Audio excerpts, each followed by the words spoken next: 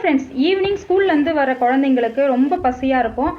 அவங்களுக்கு ரொம்பவும் பிடிச்ச ஒரு டோனட் ரெசிபி எப்படி செய்யணும்னு பார்க்கலாம். இது 10 நிமிஷத்தில் செஞ்சிடலாம். இதுக்கு பேக்கிங் சோடா தேவையில்லை, ஈஸ்ட் தேவையில்லை, முட்டை தேவையில்லை. எப்படி செய்யலாம்னு பார்க்கலாம் வாங்க. இதுக்கு பிரெட் எடுத்துக்கலாம்.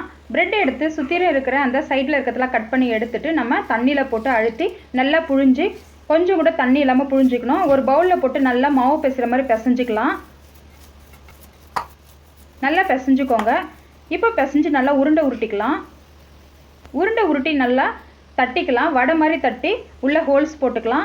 இப்போ ஸ்டவ்வில் கடாய் வச்சு எண்ணெயை விட்டு மீடியம் ஃப்ளேமில் வச்சு இதை போட்டு நம்ம பொரிச்சு எடுத்துக்கலாம். உங்களுக்கு எவ்வளோ டோனட் வேணுமோ அவ்வளோ ப்ரெட்டு போட்டு நீங்கள் செஞ்சுக்கலாம். சைஸும் உங்களுடைய விருப்பம்தான்.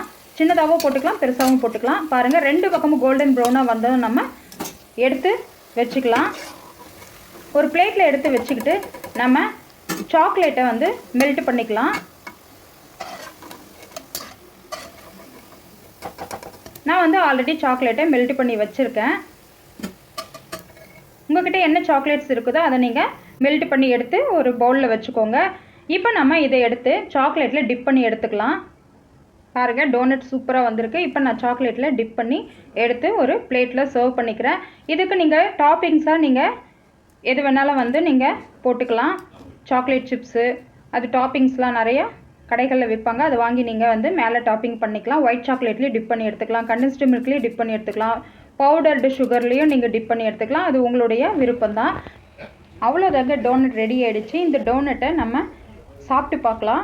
பாருங்கள், உடச்சா வெளியில் கிறிஸ்பியாகவும் உள்ள சாஃப்டாகவும் இருக்குது.